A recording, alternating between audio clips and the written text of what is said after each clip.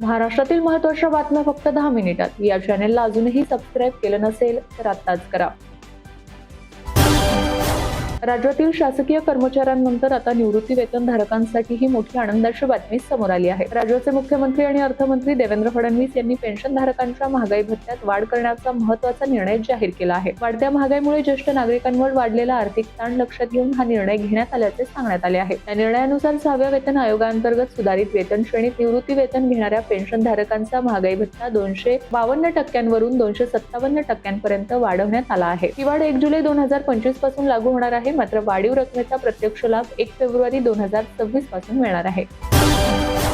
मुख्यमंत्री देवेंद्र फडणवीस यांनी विधानसभेत बोलताना शेतकऱ्यांच्या कर्जमाफीविषयी महत्त्वाची माहिती दिली आहे. कर्जमाफीच्या संदर्भात आम्ही जे आश्वासन दिलेले आहे ते आम्ही योग्य वेळी पूर्ण करणारच आहोत, असे मुख्यमंत्री देवेंद्र फडणवीस म्हणाले आहेत.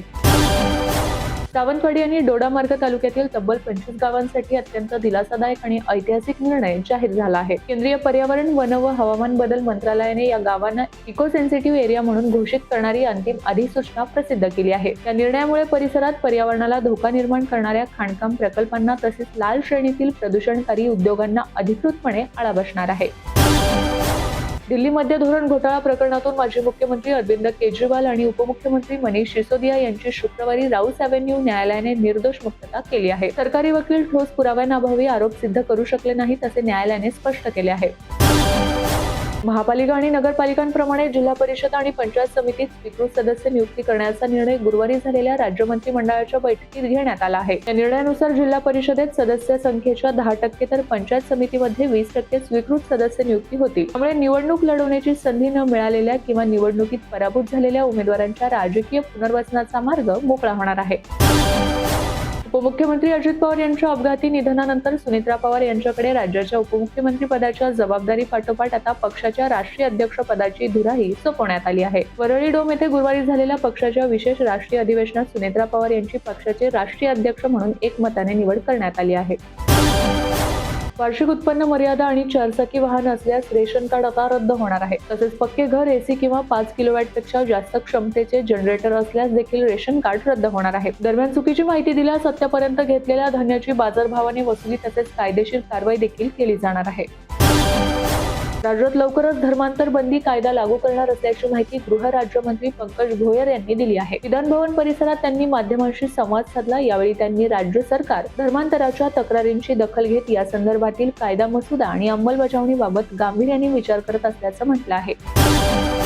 मुख्यमंत्री देवेंद्र फडणवीस यांनी विधानसभेत विरोधकांकडून होणाऱ्या टीकेला सडेतोड उत्तर देत 2012-13 साली महाराष्ट्राची अर्थव्यवस्था 13 लाख कोटी होती, मात्र गेल्या 11 वर्षात ती 51 लाख कोटीपर्यंत वाढली असून हाच वेग कायम ठेवून आपण 5 ट्रिलियनचा टप्पा गाठू असा विश्वास व्यक्त केला आहे. जगाच्या पाठीवर त्याच भाषा टिकतात ज्या ज्ञानभाषा आणि व्यवहाराच्या भाषा होतात. मराठी ही केवळ अभिजात साहित्यापुरती मर्यादित न राहता ती प्रगतीची आणि ज्ञानाची भाषा म्हणून विकसित झाली पाहिजे, असे प्रतिपादन मुख्यमंत्री देवेंद्र फडणवीस यांनी केले आहे. मराठी भाषा गौरव दिनानिमित्त विधान भवनात आयोजित विशेष कार्यक्रमात ते बोलत होते. लहान मुलांच्या आरोग्याशी खेळणाऱ्या निकृष्ट दर्जाच्या प्लास्टिक खेळण्यांविरोधात आता भाजपने आक्रमक पवित्रा घेतला आहे. आमदार विक्रमसिंह पाचपुते यांनी विधानसभेत लक्षवेधी मांडत प्लास्टिकच्या खेळण्यांसह फुलांवर बंदी घालण्याची मागणी केली आहे.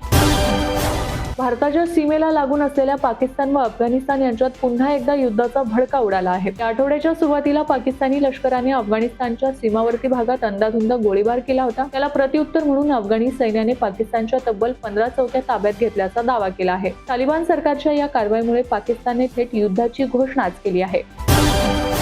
आमदार रोहित पवार यांनी नुकतीच मुख्यमंत्री देवेंद्र फडणवीस यांची भेट घेतली. उपमुख्यमंत्री अजित पवार यांचा अपघात नसून घातपात असल्याचा आरोप त्यांनी केलाय. मात्र 3 पोलीस ठाण्यात गुन्हा दाखल करण्यासाठी गेले असता गुन्हा दाखल करून घेण्यात आलेला नाही. त्यामुळे रोहित पवारांची ही मुख्यमंत्री देवेंद्र फडणवीस यांच्यासोबतची भेट महत्त्वाची मानली जात आहे. देशातील विमान प्रवाशांच्या वाढत्या तक्रारींची दखल घेत नागरी विमान वाहतूक महासंचालनालयाने विमान तिकीट परताव्याच्या नियमात महत्त्वपूर्ण सुधारणा केली आहे. गुरुवारी जाहीर करण्यात आलेल्या या नवीन नियमानुसार प्रवाशांना आता तिकीट बुक केल्यानंतर 48 तासांचा लुक इन आणि लॉक इन कालावधी मिळेल. या कालावधीत प्रवाशांना कोणतेही अतिरिक्त शुल्क न भरता तिकीट रद्द किंवा दुरुस्त करता येणार आहे. राज्यातील लग्न सोहळे आणि धार्मिक कार्यक्रमांमध्ये वाढणारा कृत्रिम फुलांचा वापर पर्यावरणासह मानवी आरोग्यासाठी घातक ठरत असल्याने अशा साहित्याचा वापर करणाऱ्यांवर आता कठोर कारवाई करण्यात येणार आहे। याबाबतचा शासन निर्णय काढून कारवाईबाबत स्पष्टता आणली जाईल अशी माहिती मुख्यमंत्री देवेंद्र फडणवीस यांनी दिली आहे। कृत्रिम फुलांचा वापर करणाऱ्या डेकोरेटर्सवरही कारवाईचा बडगा उगारला जाईल असेही त्यांनी सांगितले आहे।